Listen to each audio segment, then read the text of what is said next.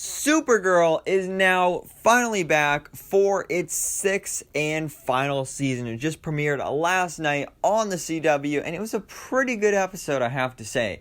And this episode really was, for the most part, just kind of like cleanup from Season 5, because obviously Season 5 ended off on some big cliffhangers with Leviathan and Lex Luthor and everything, and because they had to end off the season early. So now they have to basically clean up everything that they were left off with. And I was a little surprised that they, well, first of all, spoiler alert, if you haven't seen the episode yet, we're going fully in depth here. But I was a little surprised that they wrapped it all up completely in this first episode. But, I mean, they had to do it just like how on The Flash, after the first 3 episodes, they wrapped up the whole Eva McCulloch Mirror Monarch storyline, and they did that with this first episode. They wrapped up all the Leviathan stuff in like the first 5 minutes. They wrapped up all the Lex Luthor stuff, and they set up other stuff for the season because, you know, it is a new season, so we have to move on, and we have to move on to new storylines. So I was fine with it. I mean, obviously it was rushed, but I think they did the best they could. So anyway, let's get into talking about this episode. So we start off pretty much right where we left off last season, where we see Brainy. He's passed out. He's still alive. He's not dead, as some of us thought. And then Nia shows up to try and rescue him. Then we also have Martian Manhunter, Miss Martian, Alex, and Supergirl also coming to help. And they use the anti-life equation, which is a huge tie to Darkseid, which I completely... Did they mention that last season? I don't remember that, but... that's the anti-life equation is a huge thing. But finally they defeat Leviathan. It was Gemma. She was still alive, and she was full on techno robot form. And again, it was rushed. It was literally just like, oh, they just opened up the anti-life equation thing and just basically killed her, and it was over pretty quickly. But again, it's all right. We can deal with it.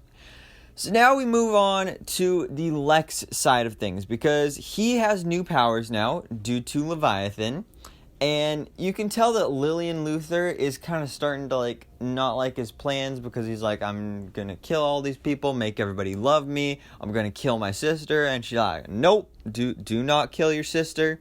I mean, she's still my daughter, so I wouldn't be too happy if you did that. So you got those little hints there.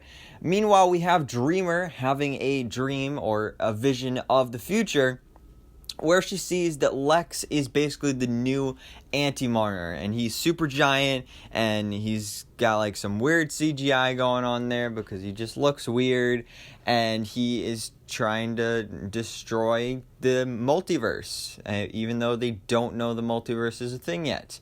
So there's that, and then also Kara, she thinks she's going to die. She's going into this battle against Lex Luthor fully thinking that she is going to die. So she, ahead of time, is storing all of her knowledge and memories inside of these Kryptonian crystals inside the Fortress of Solitude. Just like how, like in Superman and Lois, we saw in the second episode, how Jor-El has his memories and knowledge in there to guide Clark and now his son. So Kara is now doing that same exact thing, so that future Kryptonians, whether that's like a Superboy or really anyone else, can have her knowledge and learn from her mistakes and all that stuff. So I think that was pretty cool to see. And then of course she gets interrupted when Lex shows up, and she does not know about his powers, or at least not on this level of his powers. So he just starts blasting her with this kryptonite. He brought the remote control for the satellites just like he said he would, but no, he doesn't give it up, because he just starts blasting her with the kryptonite, and she down. Like, she is down, because obviously kryptonite is her weakness.